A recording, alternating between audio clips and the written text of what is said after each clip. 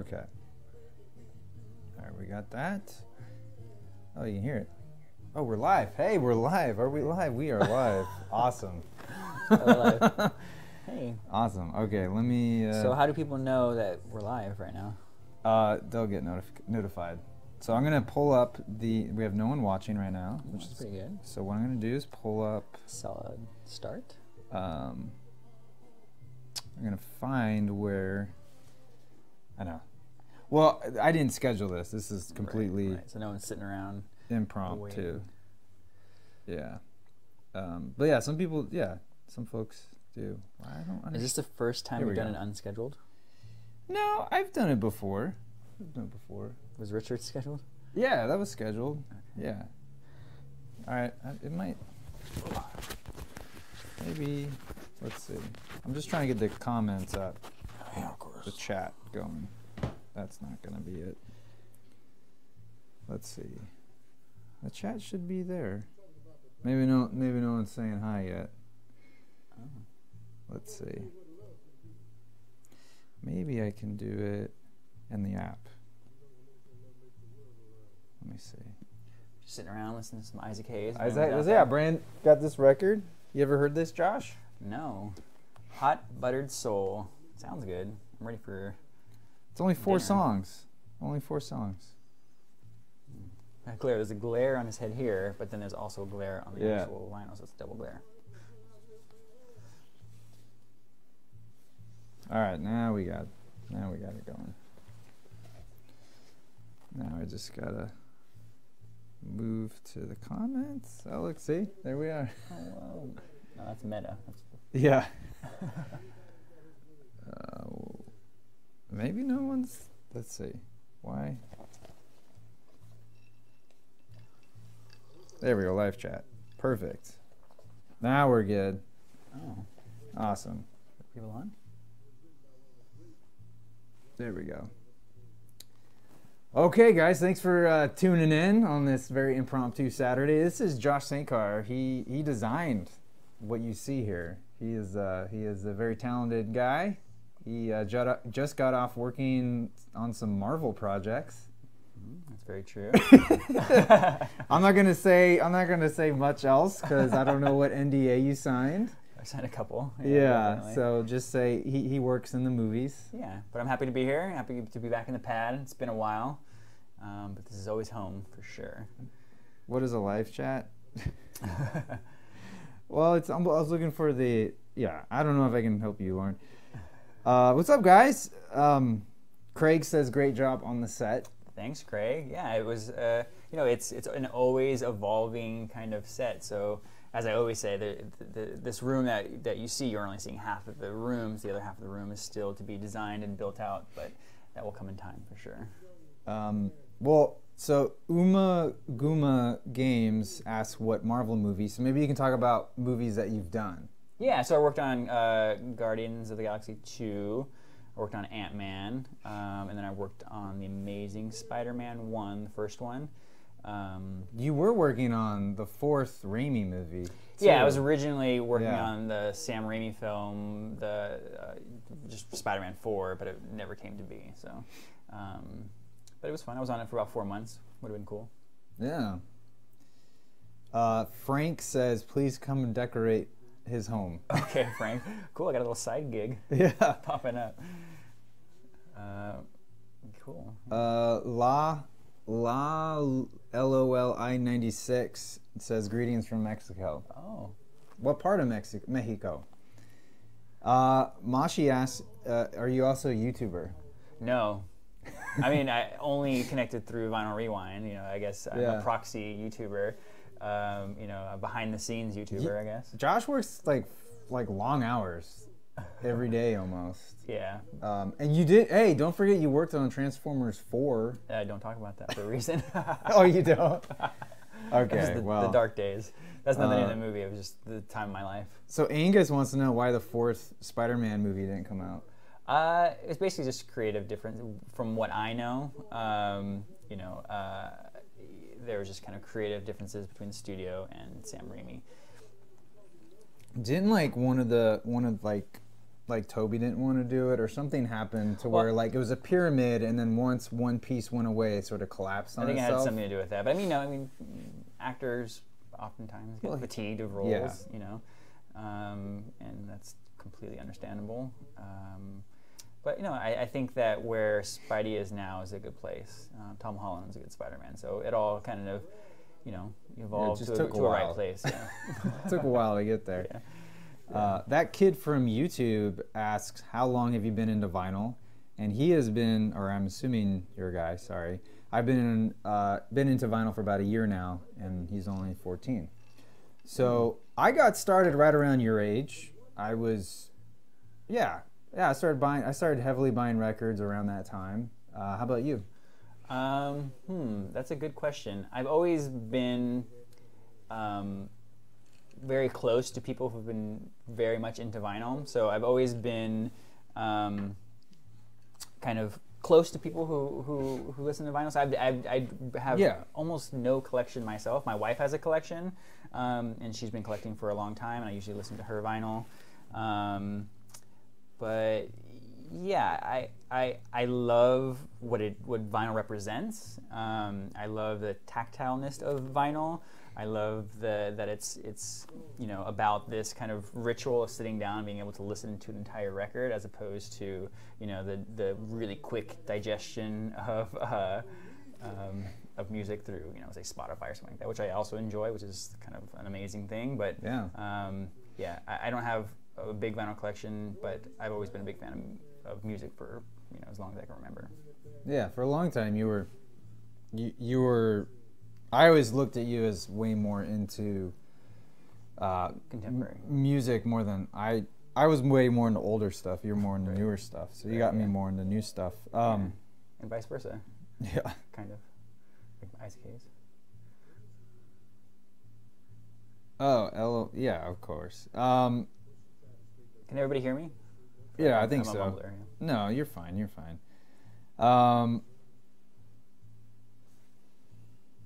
Yeah. So Edward asked where I get most of my vinyl, and it's a lot of it comes from thrift stores and like local record stores. About half and half. Sometimes I get a lot of stuff from garage sales, flea markets, and then for like newer stuff, I tend to just hop on Amazon. It's not the best choice. A lot of times I'll try to buy directly from the record labels. A lot of times you can get some great deals that way. They do like biannual garage sales, kind of, you know, they give you discounts and stuff sometimes, not always. Buying online, it's a little bit more iffy if you're buying used, like through Discogs. I haven't really had too many issues with Discogs, and if I did, they were resolved pretty easily.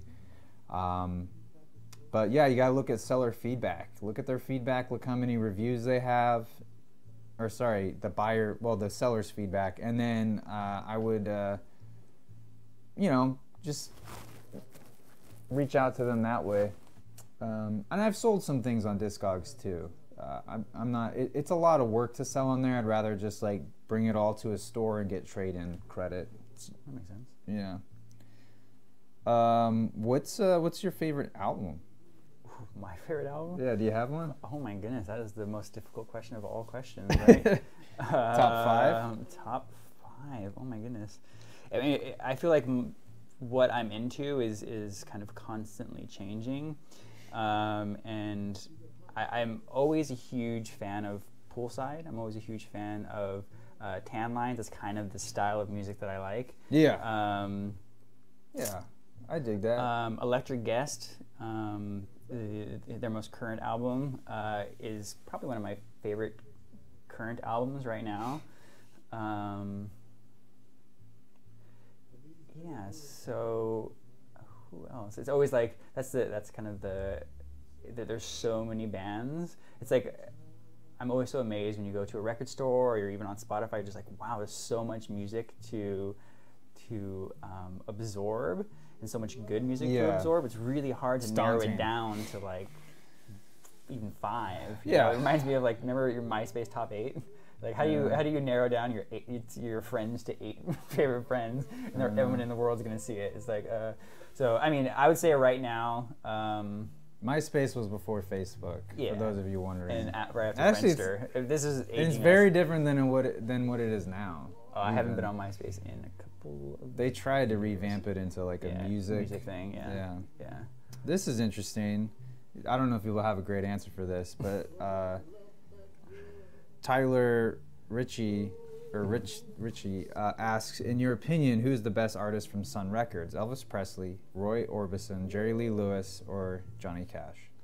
Oh, I'm gonna just narrow it down and like you can only look at their output on Sun Records, not their later output. Oh wow! Because like Johnny Cash did a lot of stuff after Sun, so did Elvis. But arguably, I think he did some of his best work at Sun. Elvis or yeah. Johnny, I think like great Ring of Fire was way. Was that on Sun? I don't know. No, that's way after, right? I think that was he either went to Columbia or Capitol. I forget which he went off to.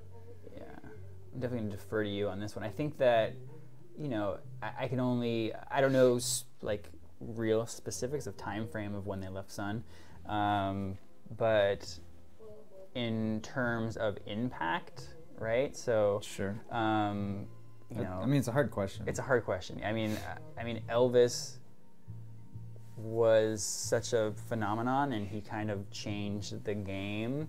Whereas Johnny Cash was, had a very long career, and was amazing in his own right. But Elvis was like, I mean, he's got one name. You know what I mean? He's Elvis, right? So he's kind of they're both legends, but I think that Elvis made a little bit bigger of a mark in the grand scheme of things. Yeah, I mean, Elvis was kind of the perfect combination of all three of Roy Orbison, Jerry Lee Lewis, and Johnny Cash, where Johnny Cash was like the good country boy.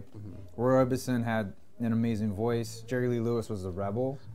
And Elvis sort of like... It was all packaged together. Yeah, he was like...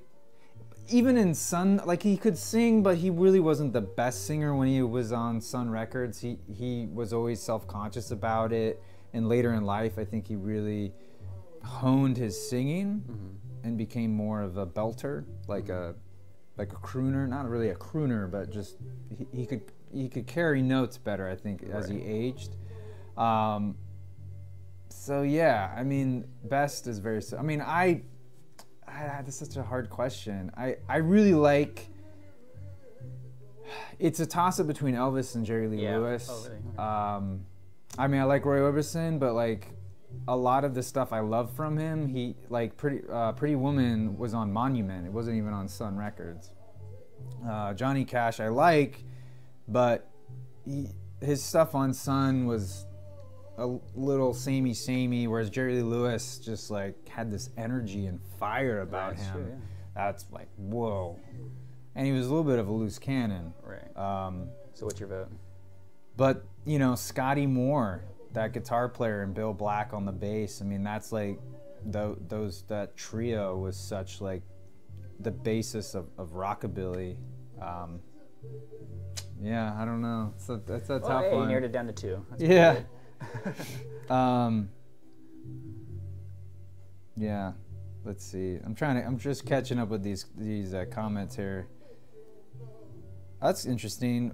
Micro Bushwitz says, in Germany, vinyl is becoming mainstream again. IKEA just released a commercial featuring records and vinyl nerds. Quote. That's very cool. Anything similar in the U.S.? I would say Urban Outfitters is a prime example of I mean, it's what is Urban Outfitters? It's like... It's a lifestyle clothing brand. Yeah, but it's also got home goods. You can buy a couch through them online. Yeah. And they are heavily into Crossley, for better or for worse. Oh, Crossley, yeah. And they have a lot of... they have a whole vinyl wall. So you go in there, you can buy your records. It's definitely aimed to like 18-year-olds and college students. Yeah, I mean, it's good because it exposes new people to vinyl. But unfortunately, like you were saying, the Crosley machines are a bit like subpar with Yeah, quality. I mean, they make one or two okay players, but most of them are they're just people buy them because they look cool, not necessarily that they sound good. Right. And that's kind of that is Urban Outfitters kind of motto, right? Make things look cool. The quality may not be the best. Yeah. Sorry, Urban Outfitters, but Well, I mean, the marketing behind Crossley, they've done really well for themselves. Right. But back to the IKEA thing, I think that's actually really important because IKEA is a massive international company that, it's a different kind of group of people, and it's young people, it's middle-aged people, it's old people, and they're all having access now to vinyl, so it broadens the audience. They're bringing it back out of their garage, like, oh, remember these things, honey? Right, and I really respect IKEA for what they're doing. Some people despise going to an IKEA. I actually enjoy it. It's fun. It's creative, and if you go on a weekday, it's not as bad. Yeah, no, I second that. Or go on Super Bowl Sunday. Yeah. That's a great time to go to IKEA. No one's there. Yeah, I think so the creator, the CEO, Ingvad Kamprad, it's a. I'm sure someone will correct us in the chat. Google that real fast. He's a genius. He came up with a really good idea. But anyways. Matthew Wellen has a great question. His first video that he saw was my Blue album review, which you helped make. He asked, Did you feel disappointed when the Green album came out, or what was your initial reaction? Do you remember? Yeah, I do. I mean, I feel like the Blue album was so major that anything that came after it would be, no matter, it'd have to be some kind of a letdown. And I was, what do you think? I mean, you're forgetting Pinkerton. Oh yeah. Pinkerton, there's Pinkerton in between. Which a lot of people were not expecting it. Yeah, I like Pinkerton, like, we've had this discussion before. I like Pinkerton now more than I did then. Sure. And I do like it better than the Green album. The Green album to me was it was like the opposite of Pinkerton, right? It was like very commercial, right? Every song was super commercial, radio ready, every single song. So obviously it's kind of, River's way of going kind of like, oh, okay, like people did not respond to Pinkerton as was expected, so let's go the opposite direction, go super mainstream pop, and that's kind of, Yeah, well, my memory is, Blue album came out, loved it. Pinkerton came out. I liked the singles. At that time, I was a teenager, didn't have a lot of money, so I didn't buy the album. I later borrowed it from my friend, who ultimately just gave it to me because he didn't like it. But I liked it, but I listened to it around 2000. So I had like 4 years where I didn't, the hype had died, not the hype, but the sort of disdain for it had died down. Is it in the Green? This is Pinkerton. Oh, Pinkerton. So, I was aware of Pinkerton, but what happened was, between that time, before the Green album came out, I was under the impression that Weezer was done. I thought they were 2 albums and done.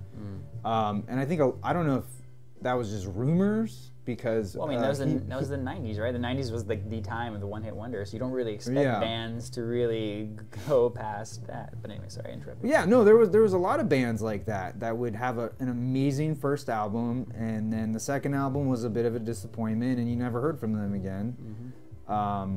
Or so you think. Like, I used to think that about Not a Surf. But they kept going with albums, and that was a surprise. Anyway, the point I'm getting at, the Green album came out. I remember hearing the first was it Hash Pipe came out, and I was like taking a shower, and I had the radio on, and I'm like, I hate this. I really did not like the singles from the Green album, and I sort of went back to Pinkerton and just dove into the Blue album and Pinkerton, and sort of that was it. Like, I just tuned Weezer out until I met you and Make Believe came out. And I was like, oh, I'll try this. And I was like, oh, they're kind of fun. They have a little bit of a Killers vibe going on that album, but, it wasn't the the best, but yeah, I don't know. I mean, Weezer will never be the blue album or I think Pinkerton. they're chasing the blue album for the Yeah. rest of their careers, unfortunately. All right, let me pop down here. You can pick out a question All right. if you like. I'll grab a new record here.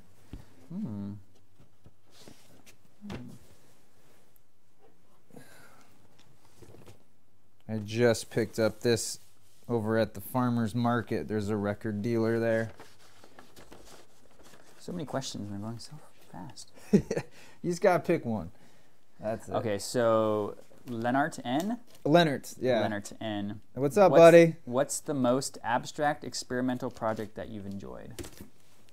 Wow. Huh. That's a good question. What? That is... I have a bad memory for that stuff. you? That's a great question, though. Yeah. I tend to... It's interesting, though. Like, if... I'm not usually into kind of experimental stuff, and I know that's kind of a broad term. Experimental can be a lot of different things, but for me, like, when I think of experimental... when I think experiment, I think of, for some reason, my mind always goes to noise, right? Like kind of the noise genre. Sure. And it's never been something I've been like, okay, I'm gonna go sit down and listen to this. You know what I mean? And I think when those like strictly instrumental bands started coming out, you know, like Godspeed, you know. That was something that was really interesting. Oh, right. Like Godspeed Black Emperor. Like that was a I forget the name of the album, but that was really something new. I would definitely call that kind of an experimental album of sorts. Would you? And I just have to hear it. You haven't heard it? No, okay. Yeah. It's on my list. It's kind of in the vein of a little bit more, it's kind of like Explosions in the Sky kind of style, but a little bit darker and heavier. Okay, sure. And yeah, it was good. It was the first time I was really getting into fully instrumental music and just kind of riding that wave. Yeah. And it was really cool. What about you?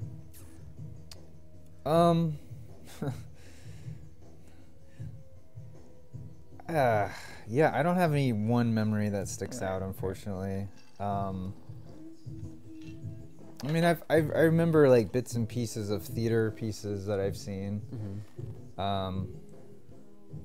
I don't get out much.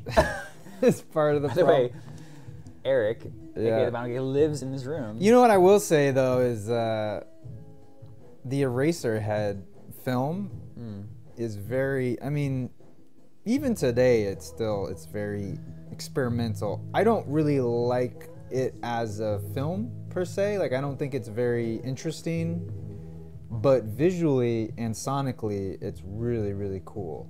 It's very like atmospheric. He spent apparently a year working on the soundtrack. Really? To that film. So the soundtrack, the album that accompanies the... Well, no, literally the soundtrack of the film, not just the album, which I have too, but the score and the sound design. Oh yeah. It's like wow, it's really cool stuff. Pat Jackson would be into it. Yeah, I don't know.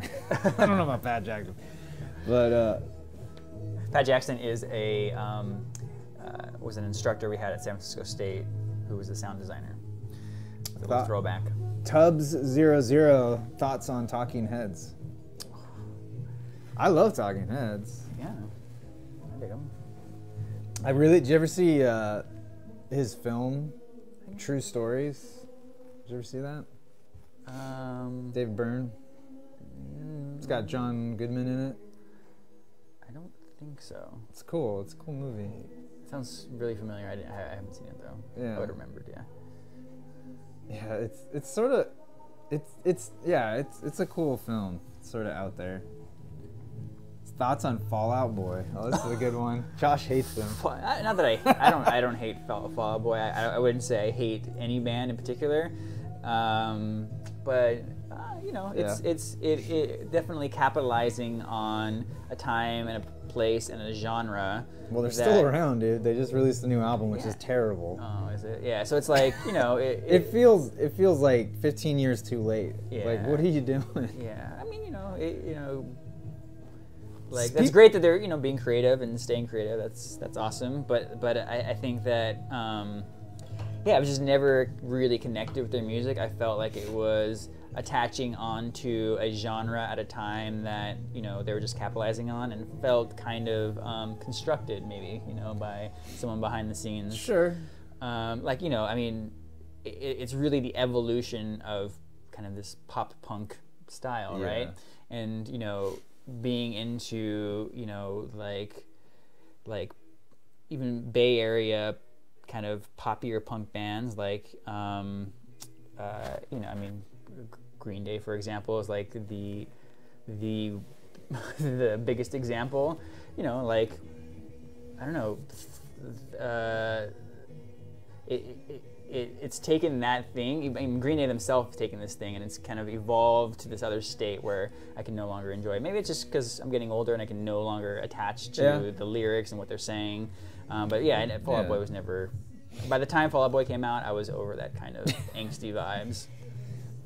I like this question. Steven C. 1970 says or asks, ever shop at Record Parlor? Thoughts on it as a store? You've been to Record Parlor. Yeah, we've been to Record Parlor. We went to an event there with Professor Watson. Yeah, Marshall. Yeah, it's a cool spot. Yeah, I think it's cool. They do these like they do these like dollar record sales, which are cool. I hear they're down in Hollywood near Amoeba Music, and it's like down the street. If I'm gonna go all the way there, I'm just gonna go to Amoeba because they have parking.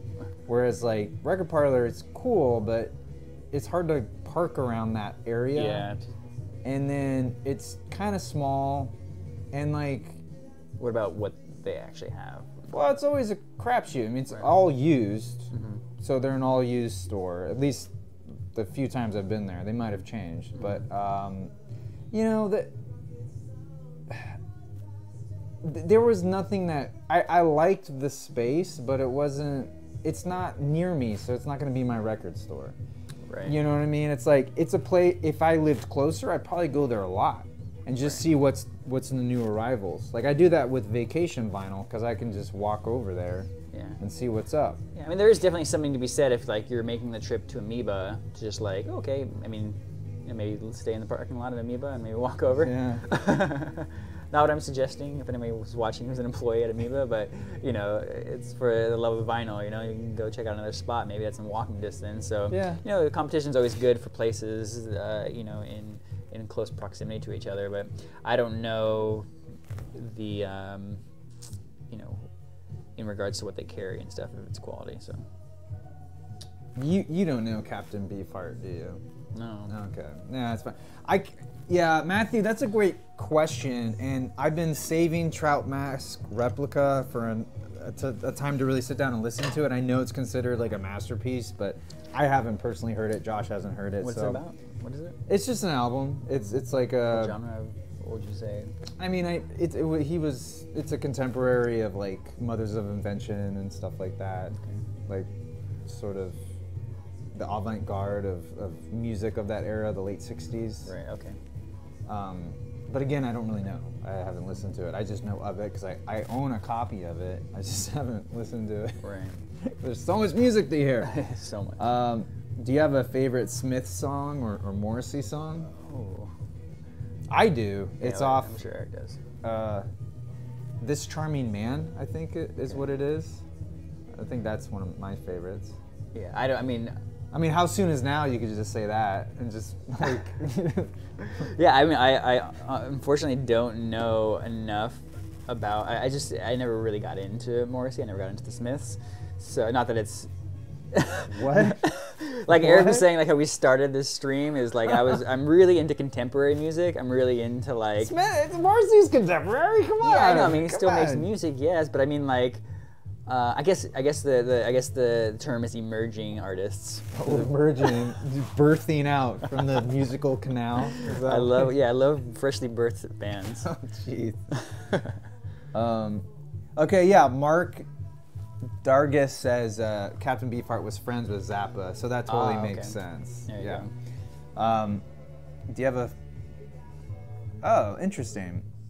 Krong Gamer asks favorite debut album. For Krong Gamer, it's either Televisions, Pretenders, Violent Femmes, Weezer, Arctic Monkeys, or The Strokes. Do you have a favorite debut album? Oh my goodness! Actually, if I could talk about The Strokes for a second, that's a really good one. Sure. This is you it. know, yeah, this is it. I mean, like, The Strokes and the White Stripes, that time period, which was what, early 2000s. Yeah, when they those came out right around 2001. Yeah, when those debuted, when those came out, like, really shifted music. It really did. I mean, you know, that kind of garage band feel, which then evolved into kind of indie. Now is kind of like indie electronic. Didn't really exist at that time. You know what I mean? And it really opened up. What would you say? Well, no, I'm just remembering we're coming from like Limp Bizkit and Korn, like this new rap metal fusion, and it was sort of like a palate cleanser within the industry, while there still was like people buying music. Yeah, it's perfect timing. So I would say The Strokes and the White Stripes, at least in my world of music and what I appreciate, we're definitely really big debut albums that were big for the bands, but were big for music in general, especially radio play music.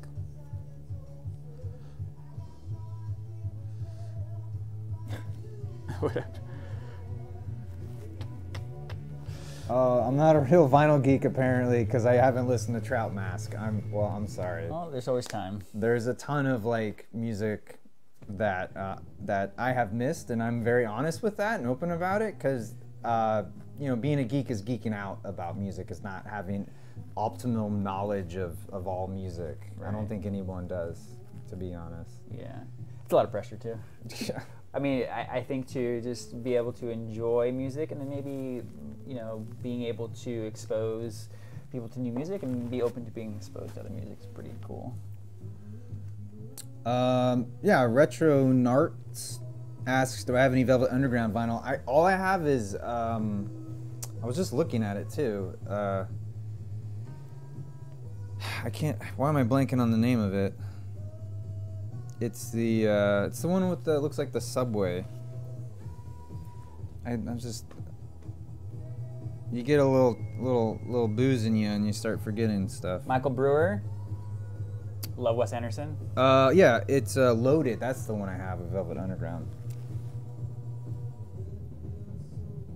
Yeah, I mean, I would say, do you want to read Michael Brewer's question? That's a pretty good one. I don't know if you're Wes Anderson, but the soundtrack's a kick. Yeah, absolutely. I love Wes Anderson's soundtracks. I mean, I'm excited for Isle of Dog. It's gonna be a good one. Great taste, and like a great way to like find out about music that, because he has old and I feel like old and new. Like it's a great sort of eclectic mix. It's like a mixtape. Exactly. I find. Yeah. I mean that's, and not only is it good music, but it complements his films so perfectly that the music even has more depth. Yeah, Interpol's debut was really great. Yeah, oh yeah. Absolutely. Do I have a favorite Shoo Shoo album? The problem with Shoo Shoo is that they came out at a time when I was still just sort of picking, like I was getting singles and I wasn't actually diving into whole albums. But I love all of that music. Their latest release was really good too. From I think it was 2000, or maybe it was 2016. I forget when that one came out. It's hard to keep track and keep up. Yeah. Almost, it would be great if we had like a device that kept all of our information in one place. Yeah. Oh, we do. Yeah. Have I heard the new Morrissey album? I haven't yet. I didn't even know he had a new one. I'll check it out. I don't know if I'll do a full-on review, but I'll certainly check it out. So what is your take on Morrissey? Like, are you a big fan? I guess I never really asked I really like Morrissey's music, including the Smiths, but I don't know if I necessarily like him as a person. I find him interesting and fascinating. I just don't think I'd ever want to meet him, because I think it might ruin things. Yeah. I mean, that might be the case for a lot of things in general. Yeah. But, it's like one thing to meet a musician that you're not necessarily a huge fan of, because like you have nothing really attached. They're just people. Like when I met Mike Ness, I was like, oh cool. He's a cool guy, lots of tattoos, loves his kid and his wife, and it was fun. It was fun, Nice. But had I been like a big Social D fan before that, I might be like, whoa. They're from. They're from here. Oh, they're from LA. Well, they're from like Long Beach, I think. Oh, okay. But yeah, I was in, I was in a very elaborate music video. Oh yeah. My friends produced. What's it called so people can? Machine Gun Blues is what it was for. Someone's watching it right now. The best part about that whole shoot was actually working at the ticket area of Union Station, and that's where the police station was for Blade Runner. Like that. That's such a cool space. And normally you can't go in there. They don't let you in there. That's awesome. So it's a beautiful space. So, yeah. The new Morrissey album is nothing special, to be honest. Carlos Martinez asks your favorite Beatles album and song. I mean, that question is bound to happen, right? So, I mean, I really like the White Album. I really like Blackbird. It's probably one of my favorite songs of all time. And I really like Hey Jude. For me, yeah, those two songs are really important to me for a number of different reasons. Hey Jude, I don't think it was on the White. Oh, it's not on the White Album? Are you sure? I'm pretty sure it is. It was released as a single. Really? Yeah. Oh, okay. Well, Blackbird's different. It came out on the Hey Jude album, which was a compilation album. Oh, really? But it was released as a single, I believe. Well, that's what I was gonna get to though. Had the Beatles done music today, I think I'd have an easier time picking an album because they would release singles and then those singles would not appear on the album. Like the famous cases, Strawberry Fields Forever and Penny Lane were recorded during Sgt. Pepper's but were not included on the final album because they were released as a single ahead of the album. And like in my mind there's like an ultimum Sgt. Pepper's that has those songs on that album. Oh yeah, I mean I do love Sgt. Pepper's as well. I love the concept of Sgt. Pepper's. It's very cool. It's a toss-up between Revolver and the White Album. Yeah. It's on Let It Be. It's on Let It Be. Oh, Let It Be. Sorry. Yeah. Yeah. Wait. Was it? Yeah, I guess so. Huh. For some reason, I didn't think that was.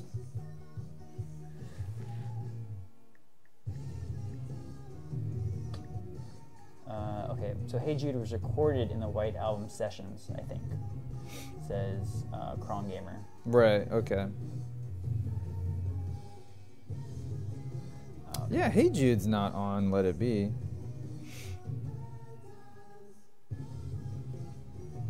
Because that's the one they did, like Billy Preston's on a lot of that album, isn't he? And then they shot that film. It's funny because Let It Be, they recorded and then it was recorded before Abbey Road, but Abbey Road came out before Let It Be. Oh, I see. And yeah, Let It Be was almost their last album, but they came together for one last go for Abbey Road. And in that sense, I think Abbey Road is such a triumph, right? Because it's like we're gonna do this, we're gonna do it right, and then they kind of all went their several ways. Good. So Danny Williamson. Favorite Radiohead album? I mean, Pablo Honey, right? Well, this is the thing about Radiohead, and this is something that. Okay, computer. Yeah, this is something that like I know a lot of people don't have the same feelings, but I've never ever got into Radiohead. You know, I've listened to the full albums all the way through. Fine. I've never really gotten into them. The best moment I had with Radiohead as a listener is when I lived in San Francisco. And Outside Lands is right there in Golden Gate Park, and I live right next to Golden Gate Park. And I came home from work one day, and I just heard, I was like, wow, someone is blasting Radiohead, like really loves Radiohead. And I was like just walking down the street, it was nighttime, it was a nice cool night. And I was like, wow, this is really nice. And then I realized, oh my goodness, that is Radiohead playing right now. Oh, wow. Because it's Outside Lands, like that's them actually playing. So that's really cool. That could have changed my mind, but I never actually, after that, I never really got into it after that. But anyways, that's my Radiohead moment.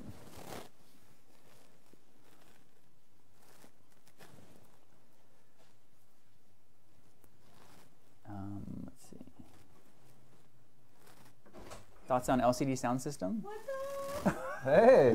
We're doing How's it live going? stream. We're live. Yeah, we are live. I like LCD sound system. I think not Ryan Murphy. James Murphy is incredible producer. Yeah, absolutely. What's going on? Our wife's just walked into the room. Hi. They're So, what time are we leaving? Oh. What time reservations at?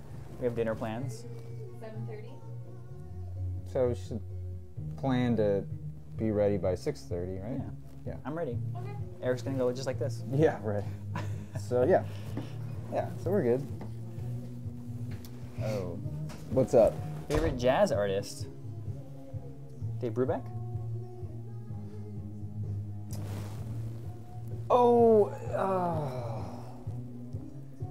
I mean, I like that style, but Remember we did that episode? no, I know. Take 5? I remember. That was one of I the classic remember. old school vinyl rewind episodes. I just don't know if he's my favorite. I mean, Right. I like John Coltrane and Miles Davis. Oh yeah, of course. Yeah. And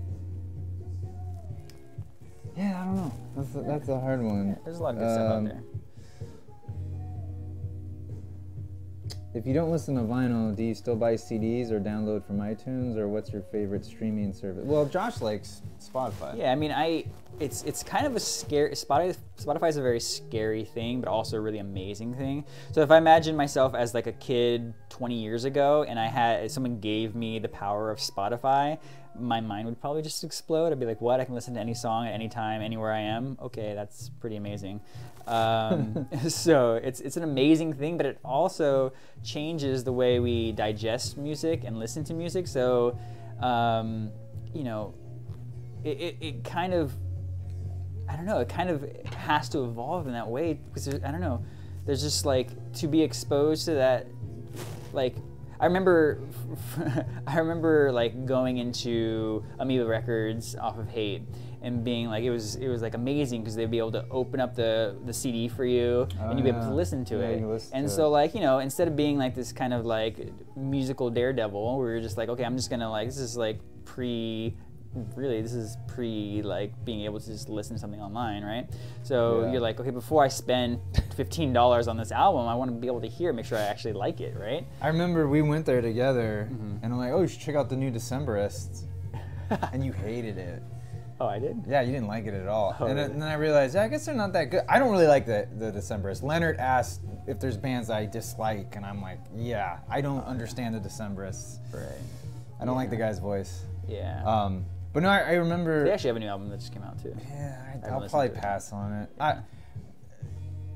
Well, Amoeba in San Francisco it's in an old bowling alley. So if you can imagine a bowling alley, that's how big it is. Right. And they had this thing where if you didn't really like the CD, you could come back and you couldn't return it if it was new, but they would give you more than they would for like trade credit, just because like you tried something new. Right.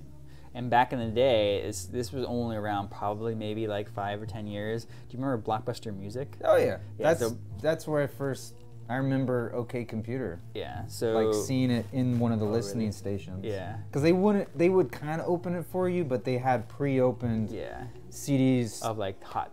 Yeah, like that's where I stuff that's first kinda listened trending. to YouTube's Pop. Was through something like that. Yeah. So I mean, I really, listen to vinyl at home with my wife, with her vinyl collection, with Eric, with his vinyl collection, and then usually don't buy CDs. So it's mostly through Spotify. And Do you know YouTube. Do you know the band Swans? Yeah. Do you like them? I was never. I mean, I like Smashing Pumpkins, but I never got into Swans. Oh, you think it's Zwan? Oh, it's a different band. Yeah. No, this is the Swans. They're kind of like. Oh, okay. They're No, then I haven't like, heard them. I don't know how you describe them. Like heavy rock. Oh, okay. No, I don't know. I'll check them out. I don't know. I'll check them out. Have you ever listened to any Aphex Twin albums? I haven't, but I really got into Chris Cunningham videos, Yeah, that's true. He's And those Chris Cunningham Aphex Twins videos Those are great. like epic. Well, thank you very much, Captain AJ. Captain really likes the channel, so that's awesome. Nice, good. Thoughts on Van Morrison? Mike asks. Mike Bass or Bass? I think it's Bass. How would you say that? I don't know how to say your last name. I like Brown Eyed Girl. Moon Shadow. Mm-hmm. Boom Shadow. Yeah, I like Van Morrison. Tupelo Honey. Yeah. I think that's a great album of his. It's funny, when I think of Van Morrison, before any of his music comes to my mind, I'm a very visual person, so the thing that comes to mind is a good friend of mine when I was in junior high school. His dad was like a huge Van Morrison fan, and I was probably, I don't know, like 13 or whatever, maybe 12, and every time I go into his house, on his dad's office door, there was a giant Van Morrison poster, and I was like, at the time I just had no idea who Van Morrison was, and I was like, who's that dude? He looks pretty cool. And he was all cast in shadow, and he had his guitar. Anyways, that's my Van Morrison. I thought Van Morrison was like Van Halen. I thought Van Morrison was like a hardcore. When I was a kid, I thought he was like, oh, dude, that guy must be hardcore. Right, yeah. But no, not really.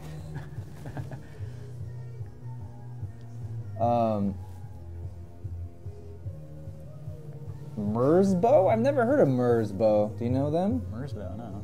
Do you have any thoughts on the Eels? Ask Ding Internet.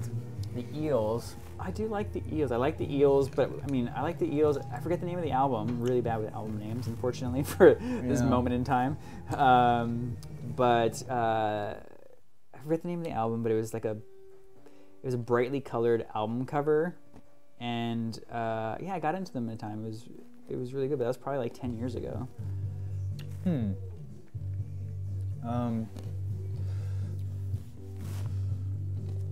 What do you think of Tool? What do I think of Tool?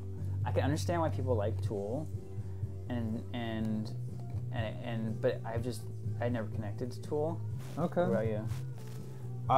I've been they're a band on my list, like on my to-do list. I hear great things about Tool, so they don't have like a huge discography, so it's not like as daunting as trying to get into the OCs. Right. Which is like, good luck, man. Right.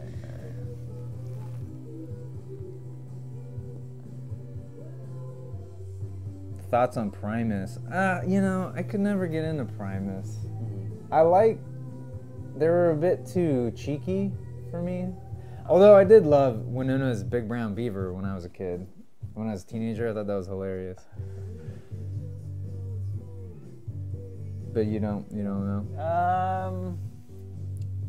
I mean, I think what's his name? Les Claypool? Les Claypool, yeah. I think he's super talented. Right. I think it's hilarious that he auditioned to be in Metallica. Oh. And they're like, you're great, but you're not for this band. Yeah, have your own band. Yeah.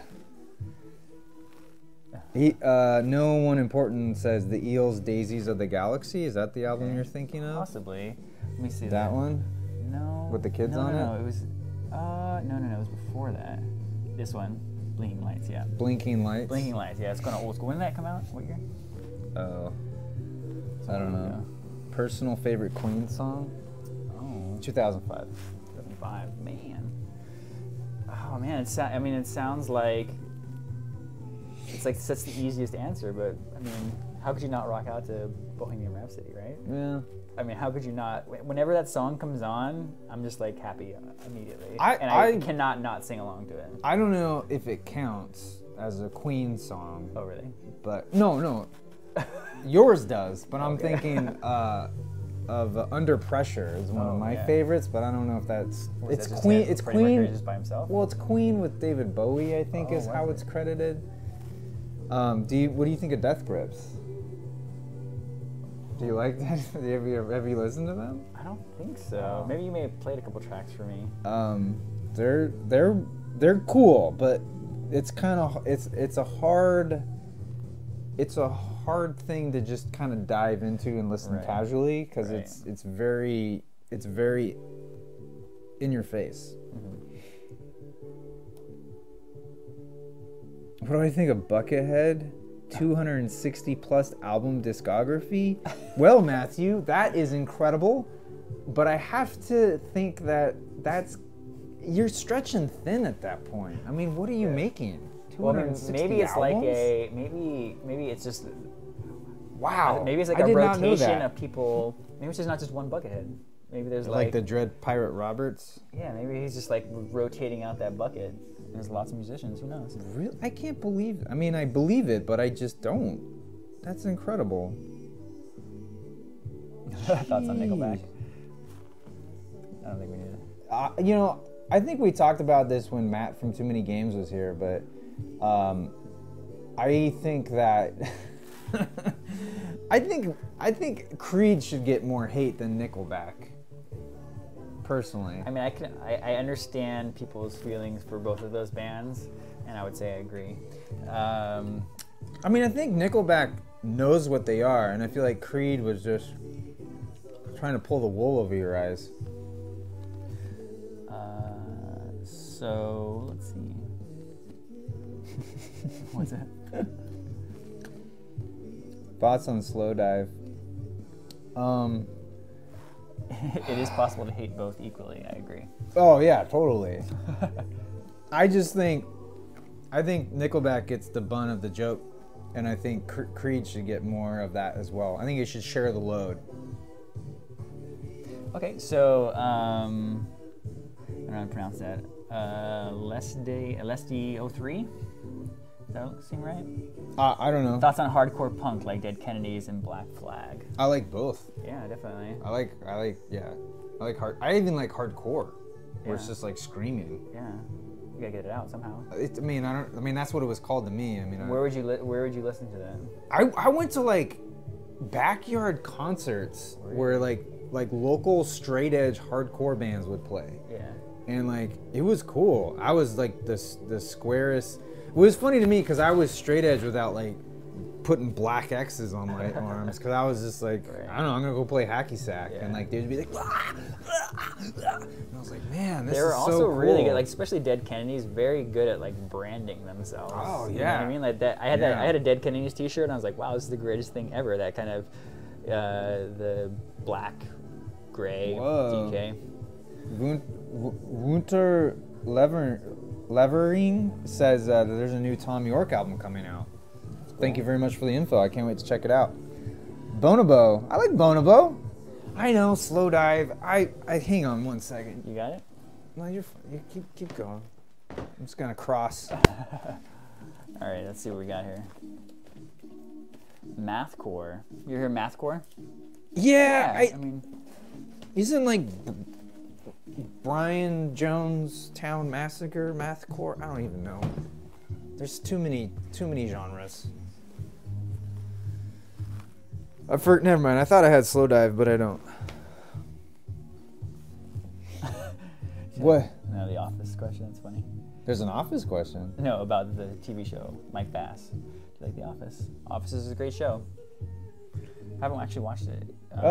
Frank says Wow. his favorite episode is the Pink Floyd episode, which Josh worked on. Oh yeah, that was a fun episode. That was like It was very collaborative, which is why it was easier to do. yeah. that. There's more people. I mean, like the majority, all the shows basically now are basically shot by one person, right? So that was back when we had a little bit of crew, and we were able to take a step outside the pad, and that was a fun one to work on. We had George Cochran wrote that episode, Yeah. right? And we had our good buddy Zebe and Kelsey shoot it, and then we, and then I think I directed that one maybe. It was just fun. It was just Yeah. we were just like, let's do this, let's try this, let's have the Vinyl Geek go on a psychedelic trip. That's fun, and then Yeah. it turned out well, I think. Frank also asks Roger Waters or David Gilmour. I'm gonna go Roger Waters. Yeah. I don't know. That could change. Don't hold me to it. That could change over time. So the internet trowel's favorite Dead Kennedy song is "I Am the Owl." I don't know it, but I want to check it out. Turn on the bright lights. I think Antics was my first album that I bought of Interpol, but then I went back and got Turn on the Bright Lights, and I equally like that. I like that one a lot. That was such a cool, when that single dropped, it was so cool. I love Interpol. When it was like, ah. And like, for better or for worse, they never really strayed far from their sound. You kind of know what you're going to get on Interpol albums since then. Yeah, that's true, yeah. It's very... it's like a good steak. Yeah, you can go back to it, absolutely. Thoughts on Childish Gambino? I think that he... that was by Flame Damone asked that. I think that Donald Glover is very talented. Incredibly talented. Extremely talented. Like, you know, I like the show Atlanta. And yeah, he's a good writer, good director, good musician, funny guy, like great comedian as well. It's just like super impressive that he can turn out so much quality content. So yeah, Childish Gambino is just part of that, you know, Donald Glover train that is pretty awesome. Yeah, Awaken My Love, I thought had amazing presentation, packaging. Production-wise, I thought it was done quite well. I still have issues with it musically. Like, I feel like not enough of him is coming out, whereas he's just sort of imitating other people, like Parliament and, well, especially Prince. And I just feel like I kind of want to see more like, what's your voice? And I know a lot of people were sort of thrown off by it because they expected more hip hop. Right. And this I'm just glad it's not like a Daniel Tosh kind of, not Daniel Tosh, but who's the name of that? He's a musician, comedian. Like that. When I first heard that Donald Glover was doing. Oh, I see what you're saying. You thought it might be like funny? Yeah. Like I thought it might be funny. I was like a novelty thing? Yeah, I was really glad it wasn't that direction. Anyways. Yeah. Totally. Ooh, Lennon and McCartney. Oh, really? I don't know. I think you can't have one without the other because I don't think they made really. I mean, they did okay separately, but together they were the yin and yang, the Oreo cookie. Yeah, I agree. That energy coming together is really what, you know, made it happen. Yeah.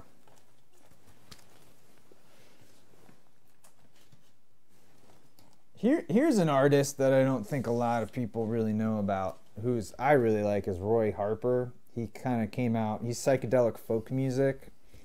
I love this cover, by the way. It is a gatefold. I was gonna put it on unless you guys want to hear something different. Sounds good to me. But I love that picture. It's like a stuffed tiger, and he's just chilling, smoking. Got a cigarette. Yeah. Thoughts on Eminem's comeback? Was he really gone? I don't remember him. I guess I don't know. I haven't really followed his career, but I'm glad he's you know, taking a stand in some form, sort of like, you know, making political jabs. I think that keeps you relevant and current and legitimate in some respects. Yeah, I saw it's funny because, like, you know, he's luckily enough not rocking that blonde do anymore. I think it's been a while since he rocked that, but like I just saw like a kind of promotional image of him. He just looked like kind of like a sad clown almost. He was really droopy, but you know, that's his whole shtick. He's gonna be a little bit angry. Oh, that's interesting. I didn't realize Roy Harper sings on "Wish You Were Here." That's funny. Yeah. Mr. E. White, yeah, let me know if you guys hear popping on the audio. Let me know. I'll take a look at it if that's the case. So, here we go. Put on this record.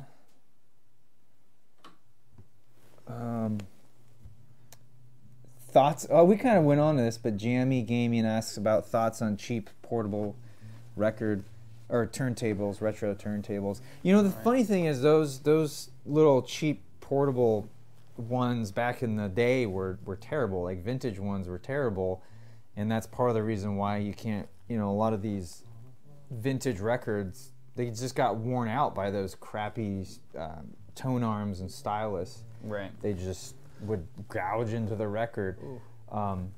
So like they're no different today. I mean, they look cool, no doubt. I mean, I think they look great, but they're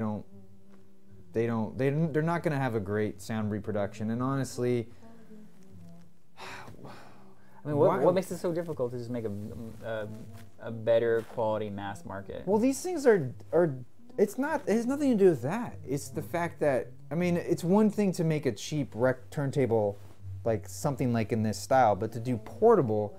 Oh, portable, yeah. Yeah, that's the kicker, and this is a very delicate thing. I mean, if I were to move this to another location, I might have to totally reset, reweigh, make sure everything's balanced on here.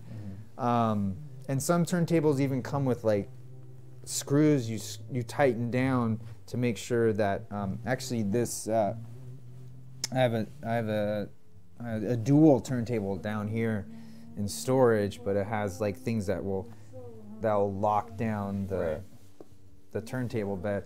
But yeah, I mean, why just get like a Bluetooth speaker on your phone if you want to go portable? I mean, it's just kind of silly to like when. Yeah, I mean, I can understand it. I mean, it just promotes like the hipster douchiness stereotype of a record person. Right. Yeah. I mean, for me, like, my exposure to listening to vinyl is in places like this, right? When you're with friends, or even by yourself, just being able to sit down and kind of enjoy the music. And if you want it to be portable, if you want to do it in a park or you want to do it, I don't know, somewhere else. I think that we're in this modern time, convenient enough, we have access to listening to music in lots of different ways. So I don't know, I kind of reserve listening to vinyl in very special places. So yeah, I have the dual 1019. It needs work. I'm debating on just selling it at this point because it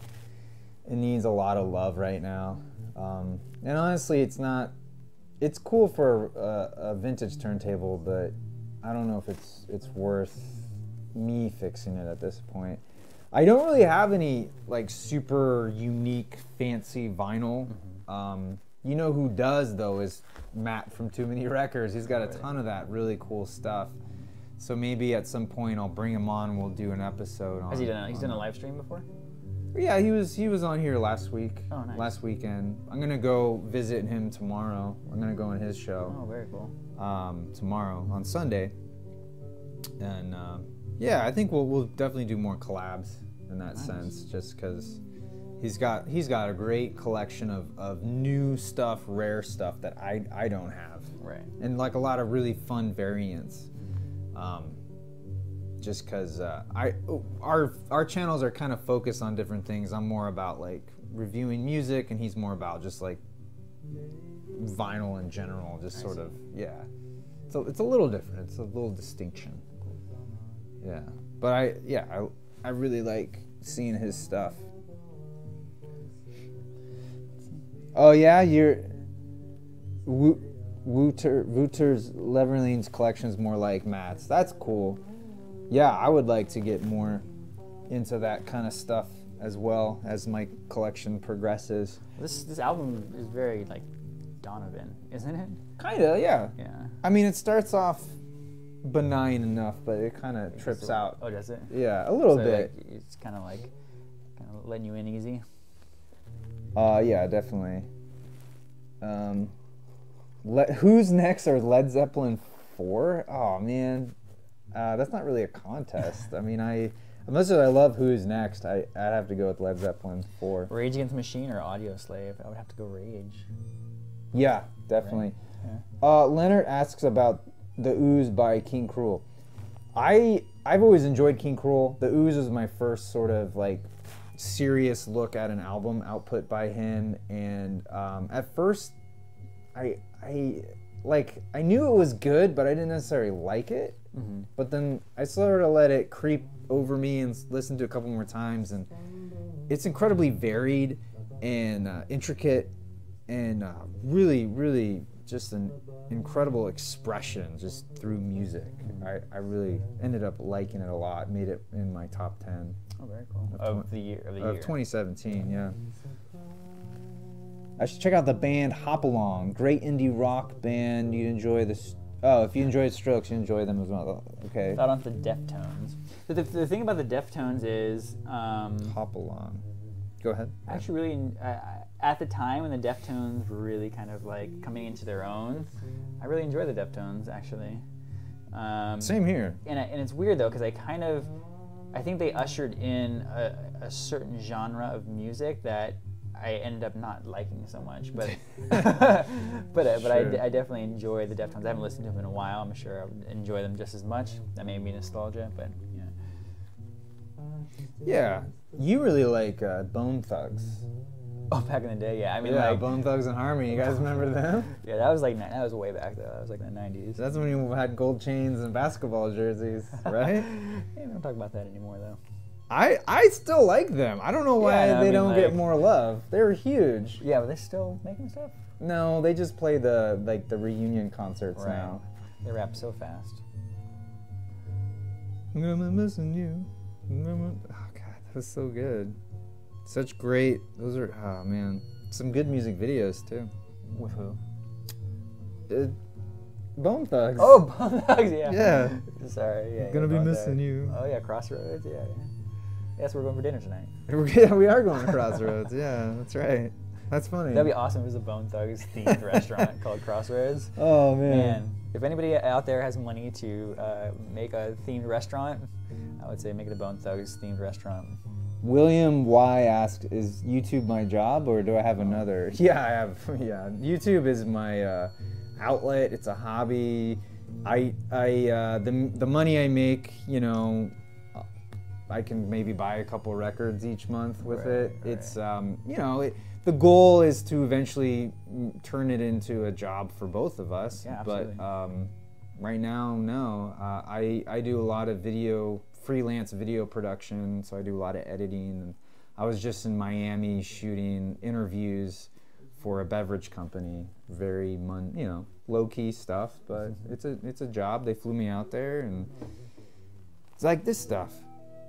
Oh yeah, when you bust a flute out, you know it's gonna. But be he's wild. just like mumbling, like, "Hey man, we can do this. What are we gonna do?" See, it's like your spirit animal right there. I should check out Ebby Edward says check out the band Chon. They're mostly progressive rock band. They are shreddy, but I wouldn't call them metal. Oh, cool. Okay. Putting on the list. Yeah, I'll check them out too. I think I accidentally pre-ordered the new record by Hop Along Yeah, I think I did on Amazon. Oh well. Let me look up this other band. Oh. Oda292 says, just want to say I love your YouTube channel. I hope one day you thank can you. make this a full-time job. Oh, thank you. That would be great. Yeah, that'd be a nice goal. Yeah. Okay, so I'm gonna add Chon to my. I'm sure I'm saying that wrong. I'm gonna add it to my Vinyl Rewind list on my Amazon account. Have you ever listened to the band Low Moon? I have not. Frank, I have not listened to that, Frank. Nearby. Plastic Absinthe are great. I believe they will bring back guitar music. That's Moshi Plastic says that. Cool. I can't say her name. Alesti03 reviews. Thoughts on the new Metallica? I thought it was great. I really enjoyed it. I thought it was as much of a return to form as Metallica in their 50s can do. Mm-hmm. Or maybe they're even in their 60s now. I don't know. They are, probably. Yeah, but what's cool about them is they're still they still hang out in their hometown, like San Leandro, Really? Oakland. Yeah, Oh, okay. like that's where they recorded it. And they have houses there, probably. That's where they're. Well, yeah, they probably have houses in like Nice nicer places. parts. But yeah, you know, aside from like Lars, I mean, I like Metallica as a band. You know. Yeah. I think, their last album was really, really cool. Hardwired, I think, what was it called? Hardwired to Self-Destruct or something? I forget. I'm kind of get crap for that, for not remembering. That's all right. Now I'm really curious, because I totally reviewed it. I'm sure you guys will know. Are you a fan of Devo? I saw Devo live. Yeah. Pretty. I like half of what Devo's put out. Right. There's like 3 albums I really like, and then because I saw them live too, and it was like every other song I liked, and then the other ones I don't. They get a little too like corny in some respects. Right. But there was a time in my teens where I thought they were the best band ever. Yeah, Hardwired to Self-Destruct. Okay, thank God I got that right. Oh man, that was a great album though. Idiot Gamer, thoughts on Yoko Ono? You know, she's an odd bird, to say the least. And I mean, if she made John happy, that's awesome. Yeah, And I mean, I can't really. I don't blame her. I don't blame her. Right. I think the writing was already on the wall with those guys. Yeah, absolutely. I don't think she helped. No. And I don't necessarily like the Plastic Ono band. There was that concert in '77, the blue album with the cloud on it. That thing is terrible. But I used to own 2 copies of it for some reason. I had a French pressing and another pressing, but now I got rid of one of them.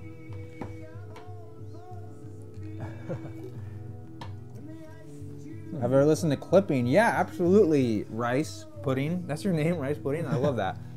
Sounds good. I'm ready for dessert. I guess that's what I'm gonna get for dessert. Yeah. What they got? No, Clipping was, I really like them. I never heard of Clipping. What's my opinion on MF Doom?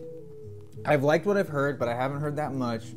And with my new friendship with Matt from Too Many Records, I'm hoping to further my knowledge because he Big fan? loves MF Doom. He has a mask, a replica mask, which I think is awesome. That's pretty hardcore. Yeah, so I'm hoping to dive more into his discography. Have I ever listened to Ween? Rob asked. The Mollusk. I've heard great things about the Mollusk. I only really know about Ween. So Ween is a band that I've always known about because at the local record store in the mall, their tapes were right above Weird Al, alphabetically. So I was like, oh, I'm sure Weezer is really close to it as well. Yeah, well, that was before Weezer was Weezer. Oh, like yeah, Weezer wasn't out yet. Yeah. And then Weezer took that place. Right. But I was like, oh, Ween, huh, that's a funny name.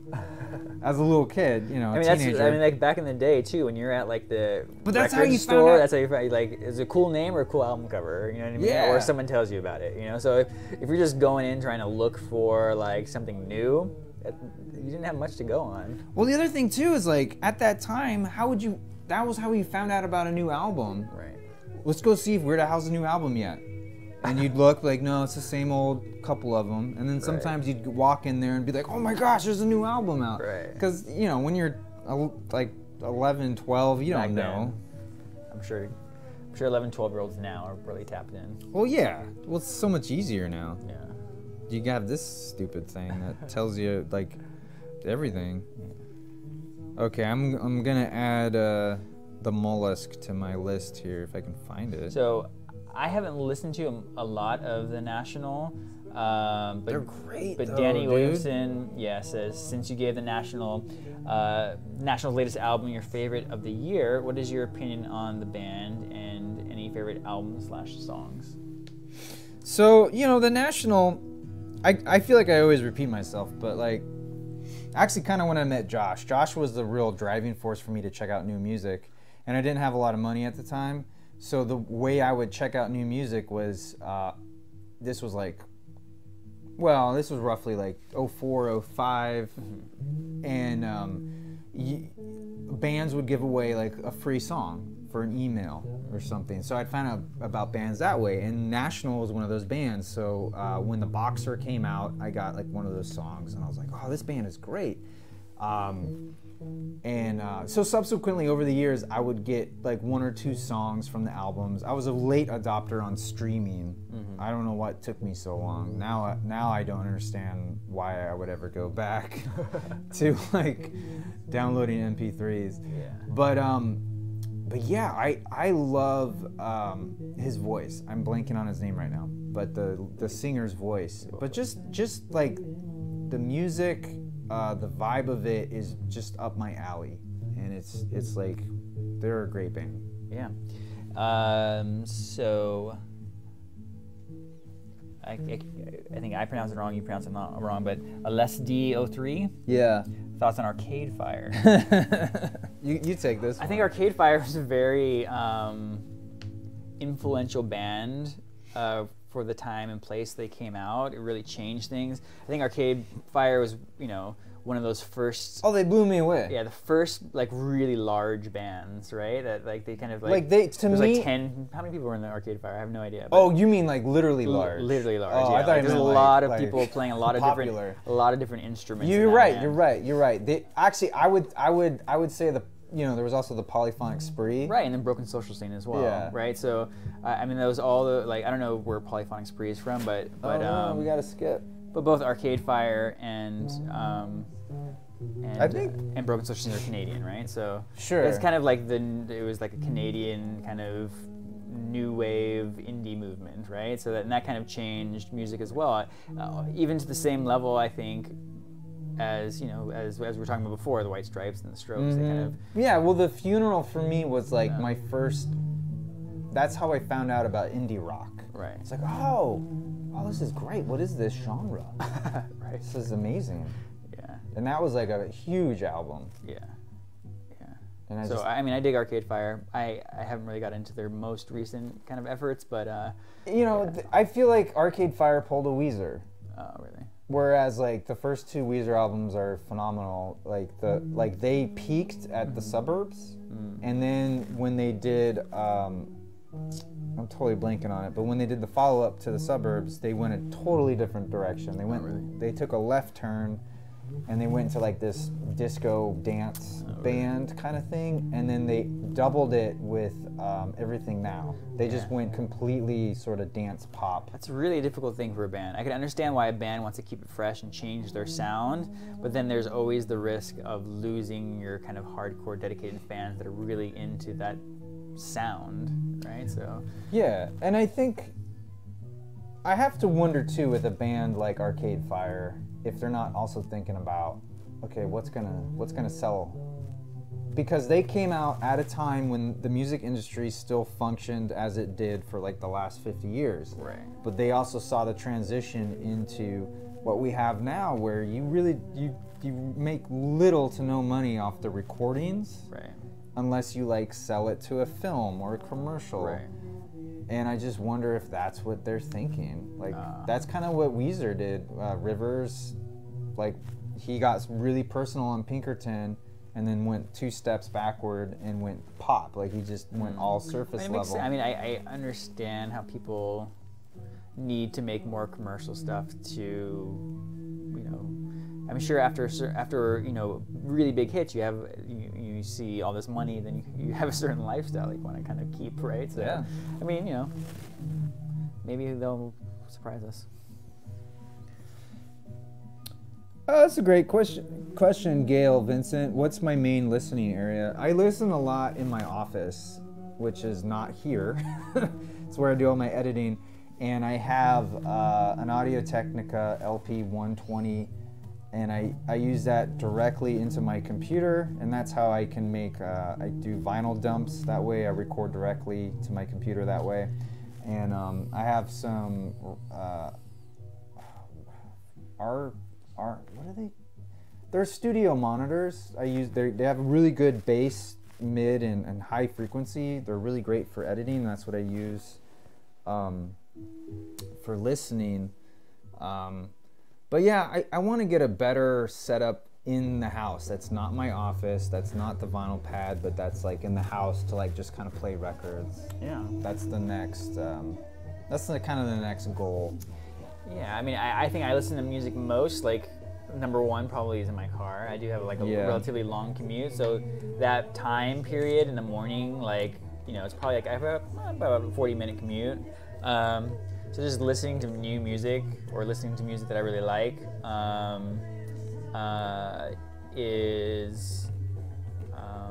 that's a really important time for me. I can just rock out, sing along, just have a really good time. And I also listen to it in my living room, right? So those are probably the 2 places.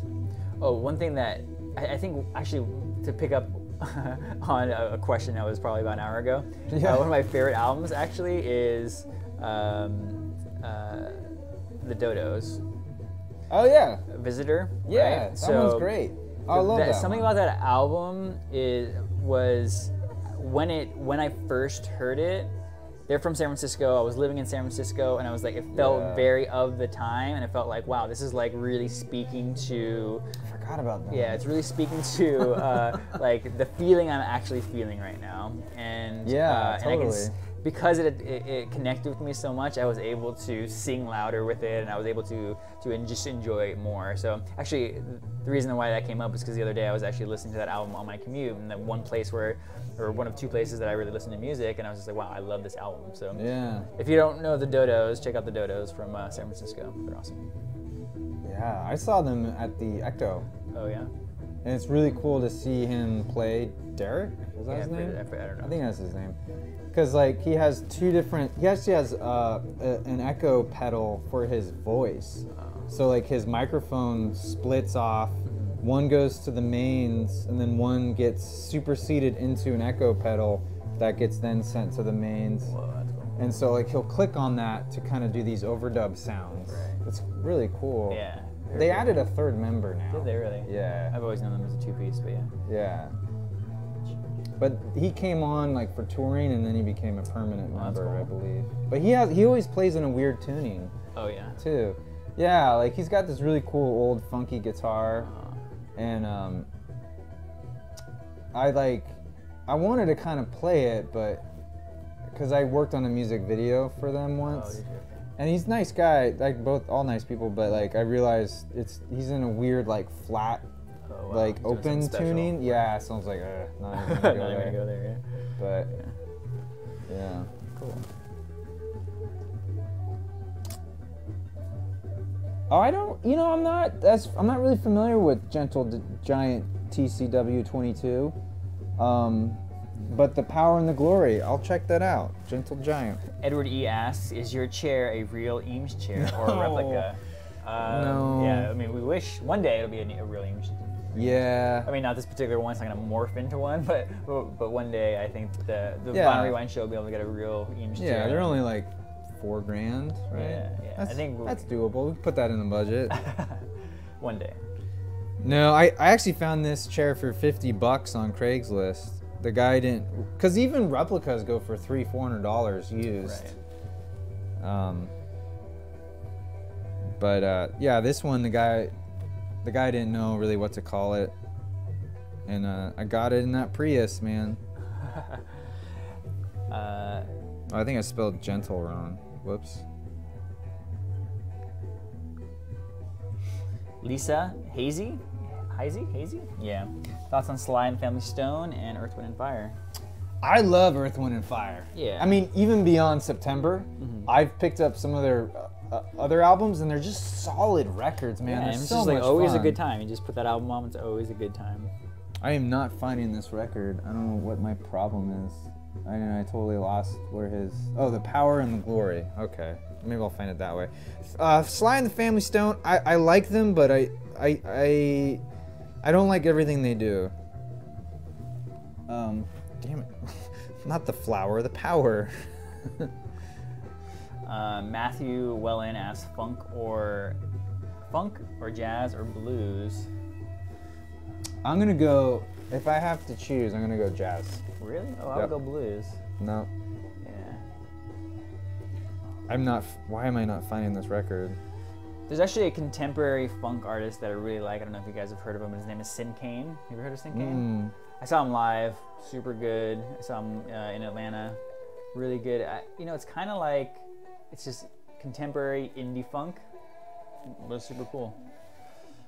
Okay, now I found them. Oh, look at that. Look at this, dude.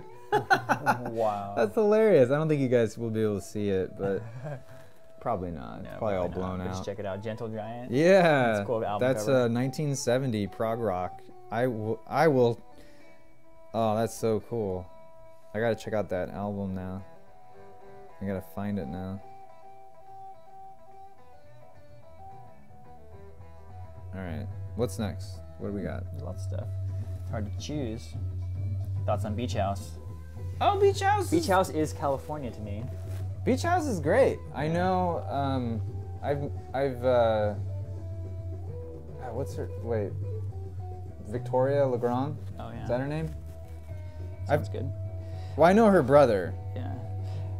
You've hung out with, yeah. Yeah. So I mean, like, I think Beach House. I saw them even in down to their branding with little bear, the California bear, in this. Yeah. In the state of California. When I put it on, it's. They're not from California though. They're not. No. They're not. No. Where They're they like from the East Coast. They live in California now. I don't know where she lives. I don't know where they live. Really? Wow. Like, well, they definitely stole the California vibe. When I put them on, I think California. Yeah. Yeah, it's good stuff. Yeah, I forget. Yeah, cause he always like wherever they're from. Yeah, they call him Dream. See, he's just laughing. It's hilarious. Oh, I'm thinking of Best Coast. Yeah, I think in Best Coast. Yeah, Victoria. Oh, yeah. That's it. Yeah, Victoria. Her uncle. Thanks, Pineapple Squid, for. Her uncle is Michel Legrand. Really, really important. Like pop classical, like chamber, Right. like very important, influential French artist. I love his albums. Okay. So she comes from a pretty good pedigree with stuff, and yeah, from Pennsylvania. Oh, not even close. I was definitely thinking of Best Coast. Sorry, that was the tequila. Whoa, okay. It's all right, Josh. It's all right. I make mistakes all the time. You guys know that. That one time, yeah. Nobody's perfect. He's still laughing. He's definitely got my laugh too, a little bit. I think he's been, Maybe a a little little bit. smoky smoke. Are you done, dude? All right. Well, we're just gonna flip over. I think this will be the last side for us for today. Yeah. As I slam it on the edge by accident. Dude. Beast Coast.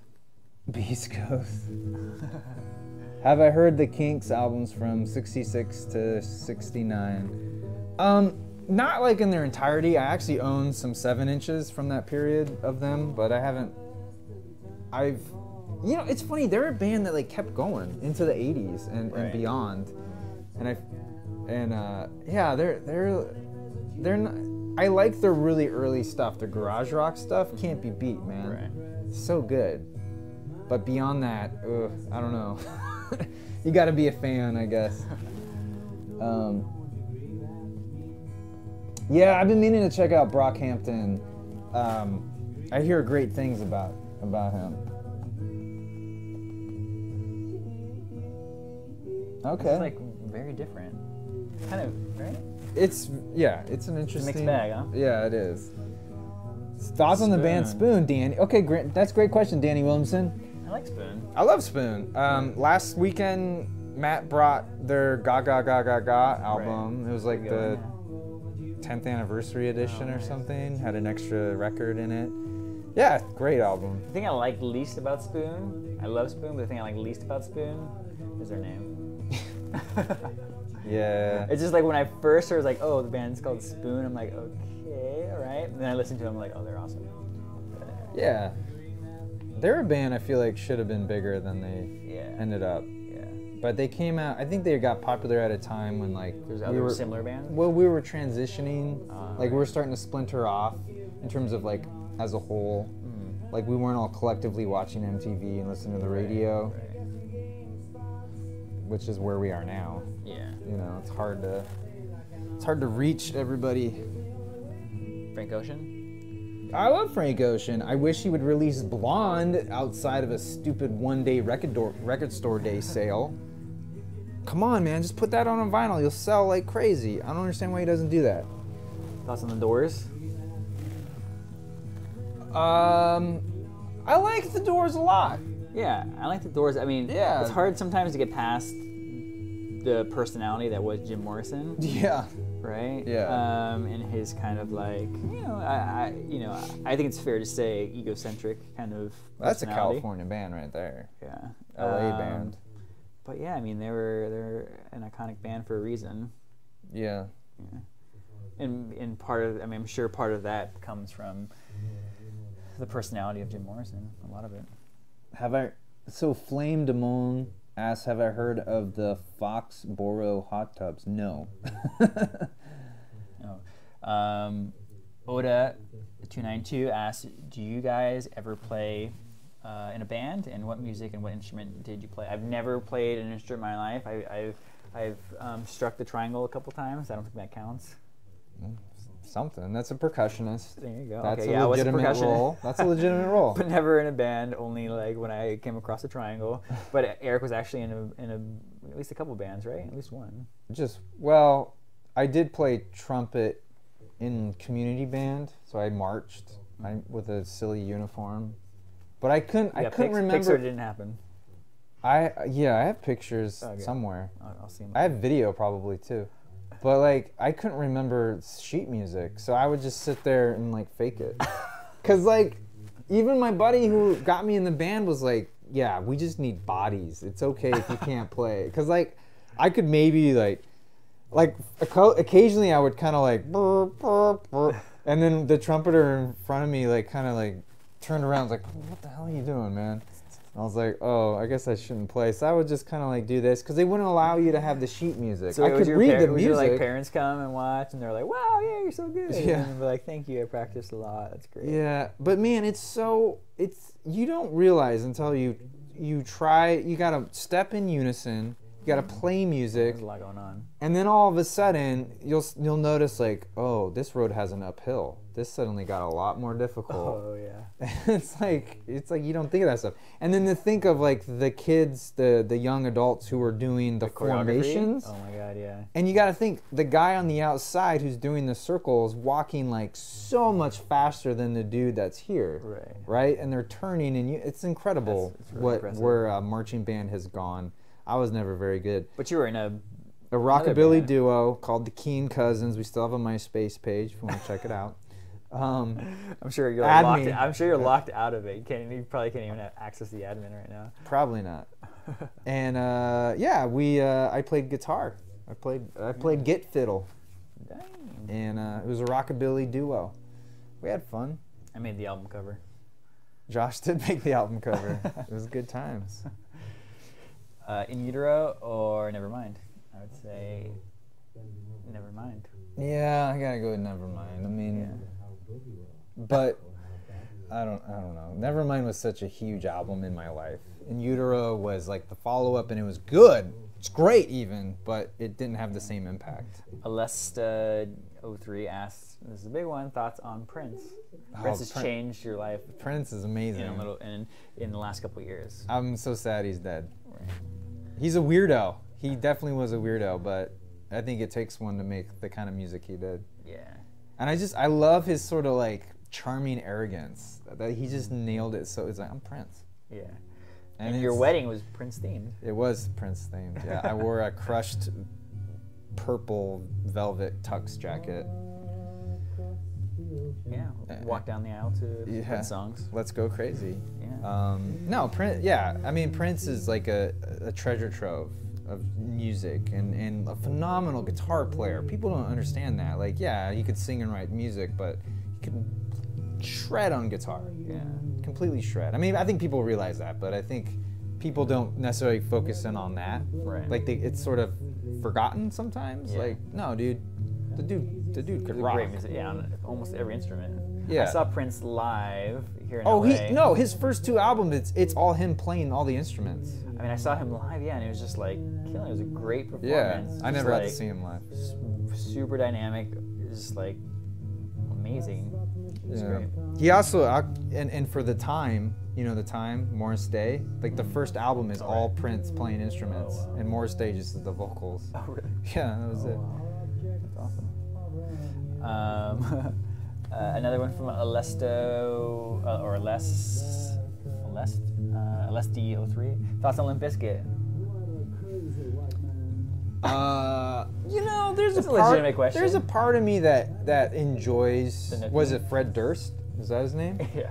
There's a part of me, especially the first song I heard. I think a lot of people did was their cover of George Michael. Oh yeah, Faith, mm-hmm. And like that was kind of cool. Yeah. I'll admit it was kind of cool when it came out because like at that time, George Michael wasn't that cool, and here was this band like. And they kind of it was sort of like when what's that band did the cover of Annie, Are You Okay? What was that band? You remember? Oh yeah. Alien Ant Farm. Alien Ant Farm. Yeah. So I felt like it was another one of those bands. Like, okay, I forget who came out first, but I was like, oh, this is kind of fun, like a hardcore version of an 80s song. This is cool. Yeah. And then like they had more songs and like what Chocolate Starfish was one of They their kind of albums. ushed in a really dark time. It got a little broy and a little Yeah. too douchey. Yeah, I mean their name is Limp Bizkit. I mean that's kind of self-explanatory. Wasn't their bass player? He had like weird eye contacts. Like, didn't he do that? Yeah. Their videos. Anyways, I were did pretty... have a Fred Durst moment in Did life. you? Yeah, I went in the Bay Area. They had, I think it was BF. What's the name of that big concert up there?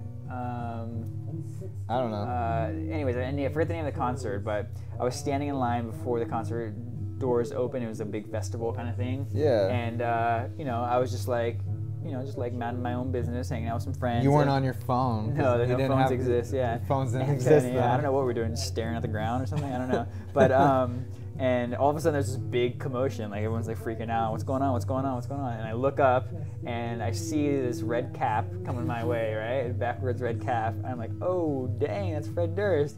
At the time I was like, that's pretty cool. And then he walks. He's like probably like 250 feet away. Right. Yeah. He's just like this dot in the distance, and he comes closer. And he literally walks directly up to me out of everybody in the crowd and starts shaking my hand. And I was like, okay, this is like super weird. And then that was probably the height of my Fred Durst, like Limp Bizkit, like fandom. After that, it was kind of all downhill for sure. Oh, you did it all for the nookie. Yeah, I know. Oh my goodness. Wow. Yeah. Wow. What was that band? Not Three Doors Down, but Matchbox 20? not Black Fly, but they did that. They came out of like San Jose, Huh. and they had like one of their videos was like a wrestling rink, like dark. They were kind of emo. God, what was that band name? They were big. They came out around that time too. They were maybe someone Like Chemical remembers. Romance, what are you talking about? No. They did a song about Oh, wait. They came out at the same time Limp Bizkit came out? sort of around that time period. POD? No. I feel like the black was in their title. Someone has a great. Harrison Huff asks. Was it Buck Cherry? No, it wasn't Buck Cherry. No, it wasn't Hinder. I've never really heard talk about metal. Do you have any opinions on bands like Iron Maiden or stoner metal bands like Crust and Queens of the Stone Age? You know, I never got really into Queens of the Stone Age until last year. Iron Maiden, I don't know a lot about, and I don't know a lot about. Is metal? I'll admit that metal is an area I need work on, and I'm working through it. I really love 80s hair metal. Oh, yeah. I that's love the thing. like Dokken and Motley Crue. Whitesnake. Oh my gosh, I love that stuff. It's so decadent, and my manager, that's his music. Oh, really? So like I always run things by him, and I love finding out about albums that he doesn't know about. That's awesome. But that's like kind of where I'm at right now, and I know there's way more genres to metal than just that stuff. But that to me is kind of, it's really accessible, and it's easy to find the music for cheap. So that's kind of where I've been at. But I definitely want to expand more into like, you know, more thrash and doom. Yeah. Like I just I mean, found out about it's doom so metal. massive was- of a genre. Yeah, and then like what someone else just brought up earlier, like the math. Math rock. Yeah, but then I think there's even another like metal Subgenre? genre of like more math based. What I like about some metal, not all, but what I like about it is that it's I feel like it's more of where classical music has gone. I feel like a lot of like, especially guitar solos and rhythms and like changes, a lot of it gets inspired from classical music, and that's what I think is really interesting about it. I mean, it's taken in a different direction, but Right. I like especially just how not mechanical but methodical and sort of intricate some of the songs can be. I can see that for sure. But not Iron Maiden per se. But Favorite Beach Boys song? oh, I like "Wouldn't It Be Nice" and "God Only Knows." God Only Knows is a very sweet song. Yeah. Yeah, I would agree. Good Vibrations is Oh, of course, probably yeah. the pinnacle of production wise. Right. Just an amazing, just for that time period, for that song to come out, amazing. But it's not necessarily. It was my favorite as a kid, probably. Right. It was, it's such a good commercial song too. Yeah, I agree. It's. And the use of the theremin in that, it's like brilliant. I mean, it really holds up. Oh yeah. Yeah, I mean, it's. And it pretty much broke Brian Wilson making Really? that song. Yeah. It's just. Wow. Like if you get the Smile sessions, it's like it's full of like just all these different takes of Good Vibrations. Like he cut and pasted that so much. Like it's such a labor intensive piece. Wow. Really, I mean it's and people heard that and they were expecting Smile to be like all of that, Right, and then we got Smiley Smile, which wasn't. Imagine how long it would have taken to make, 12. Well, it didn't help he was Good going through Vibrations. a mental, like he had mental Yeah. issues, mental Yeah. problems, and it didn't help he wasn't being treated, and he was like Right. self-medicating, and it's just, Yeah. it was, Yeah. it breaks my heart to think about what could have been Right. with all of that. But, Yeah. it is what it is. Yeah. I'm glad he finished it in one respect. What is it? Oh, Andrew asked Dave Matthews Band. Ah, I It's want so you funny to 'cause there's crash so many- into me. I know there's so many throwbacks. Hike up your skirt a little bit more. There's Show so your many world. throwbacks, but like Dave Matthews Band, like I would even at the time when I did own Crash, like I never owned any of their music. by the way. yeah, I owned one album and it was Crash. Whoa. That time when it came out. Under the Table and Dreaming, remember that one? I guess it will. Oh, maybe. That was like I think their first big one. Oh, really? But yeah, you own Anyways, there was Crash. definitely a time when I was like, I know I'm kind of embarrassed. They were a mom band, dude. Yeah, I was They're kind a of. mom I was band. definitely embarrassed, but then I was like, okay, this is like. I don't know. I guess I regret it too much to even talk about it, but like. Okay. But there was definitely a time when I was like, okay, I can listen to this, but then I was like, okay. Well, the I'm sax over it player, I think it was a sax player. Right. I think he passed away, didn't he? fast. Did he? Like musically, it was really good music. I just didn't care for it. I guess like it was well put together. Right. It's like a mom band. It's Mom Jeans band. It's like the personification of That's Mom their Jeans. fifth album though, called Mom Jeans. Yeah, it's called Mom Jeans. It's rare. Comes in a denim sleeve. Matthew Wellen asks, is Dave Matthews Band the Grateful Dead of the 90s? Definitely not. I think for some people, I guess. for yeah. moms, yeah, I think people definitely followed Whose them mom around. do you know that was really into Dave Matthews? My neighbor. Oh, that's why. Yeah. Yeah, the daughter and the mom were like so set on seeing Dave And Matthews. Yeah, and I was just like, cool, that sounds fun, and they had a great time. It was a great show. Right. That's funny. But the Grateful Dead I thought Fish was the Grateful Dead of the '90s. Yeah, I can see No, that. I mean I know they are now. They are the Grateful Dead today, but I thought they came out in the night. Maybe they didn't. But wasn't the Grateful? They're the Grateful Dead now. Yeah, they even like at one point I think played with Jerry Garcia before he passed away. I think. What do you mean, like the people members of no, Fish like- are now playing with members of Grateful Dead? No, I don't. No. I think everyone's dead now, or most. I think.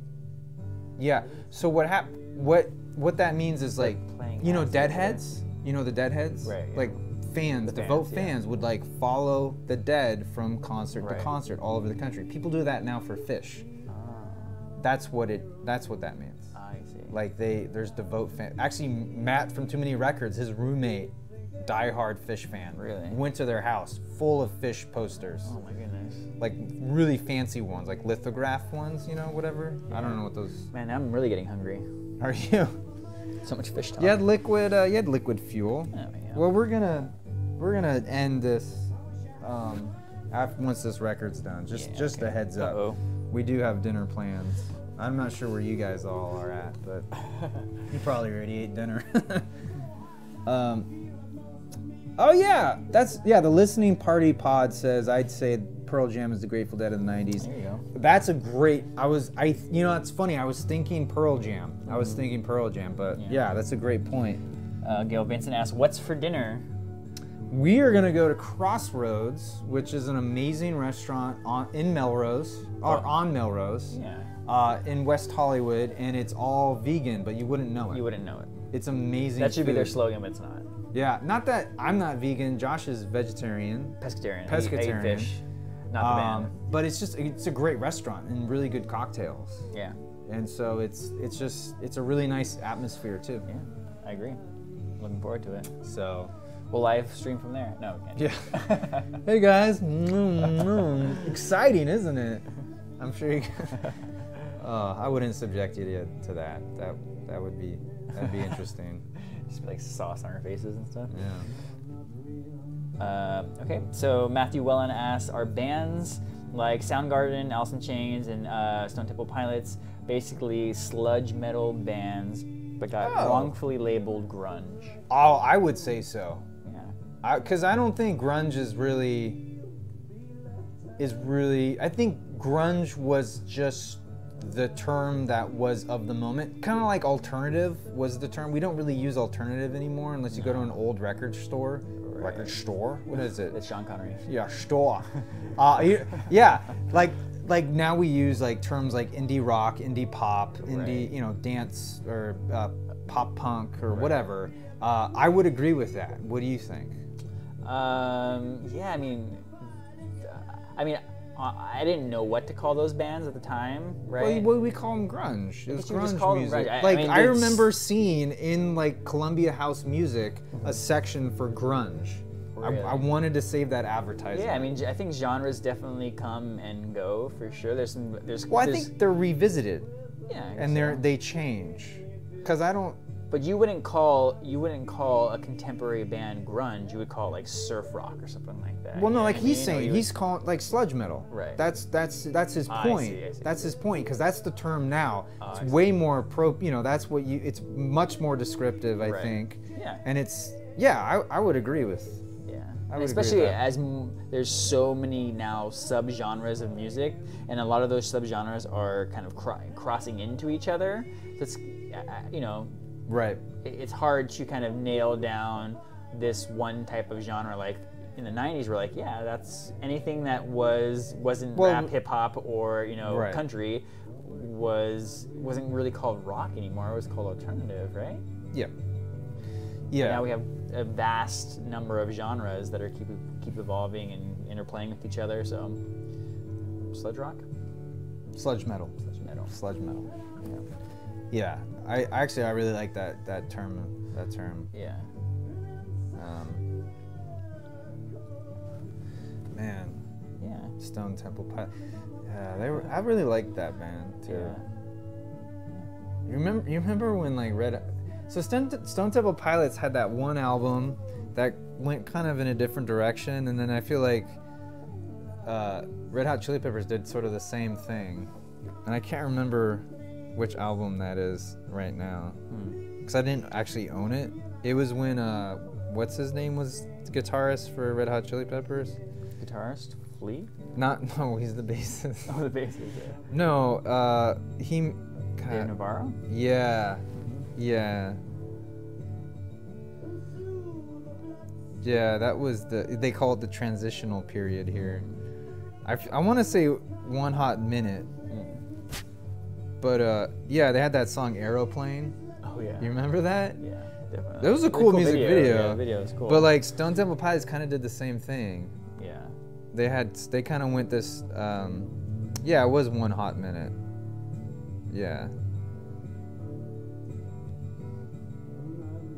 Oh yeah, they did that cover of Love Roller Coaster for Beavis and Butthead Do America. Oh my goodness. You remember that? That was kind of a weak cover because it sounds almost the same as the original. Right.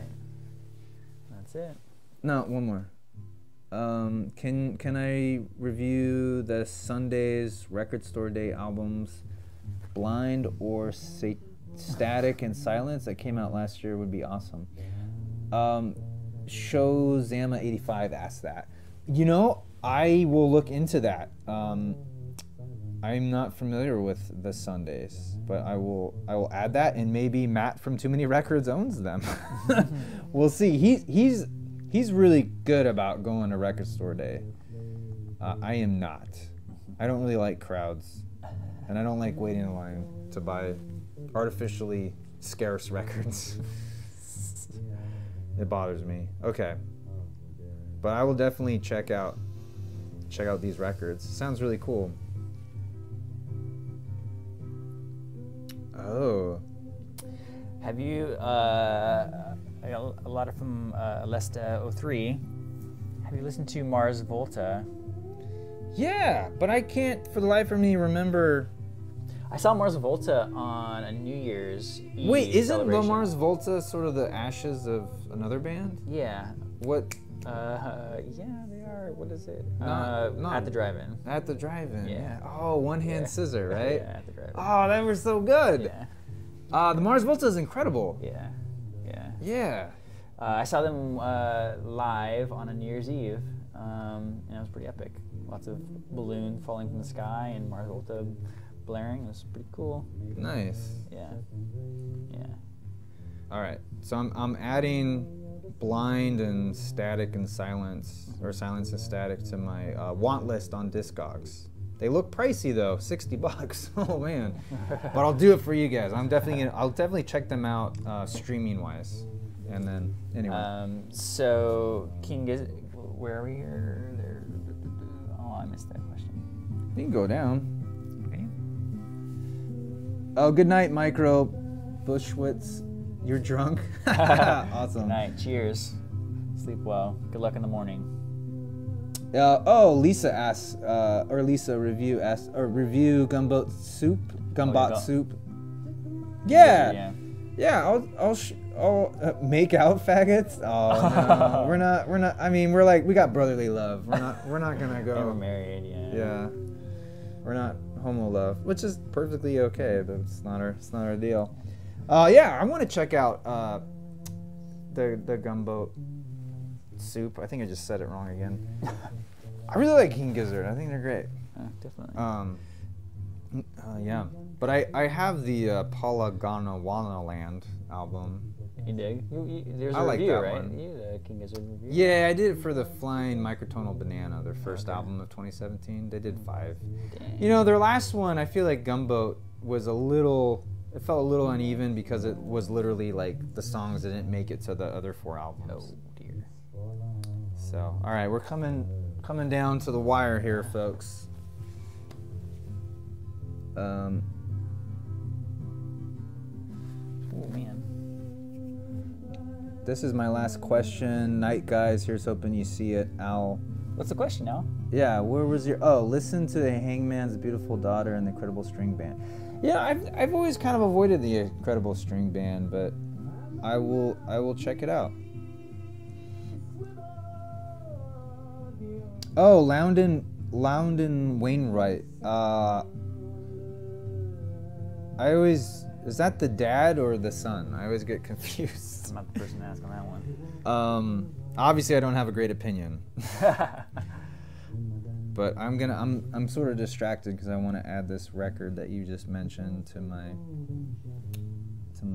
list. Oh, where is it? The Hangman's something or other. Good night, Dad. Yeah, thank you. One day we'll be dead. Oh, that looks like a Alexis cool album. with all the hits this evening. The Hangman's Beautiful Daughter. Oh, cool. This looks cool.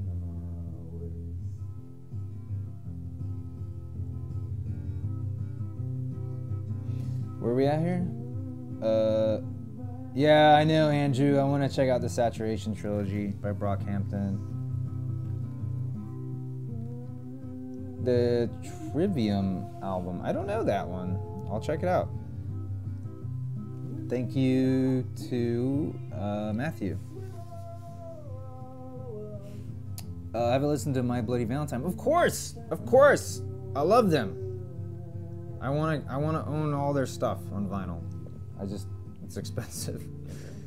Well, original press Where are they hands. from? I don't know. I don't know. Is that in the States? Oh my gosh. You're distracting me from what I wanted to write down. What's your favorite Kanye album? I like 808s and Heartbreaks. Yeah, I mean, that's a classic. Oh, thank you, Kango G Utam TV. I'm sorry, I'm not saying your name right, but thank you very much for the dollar. I appreciate that. Okay.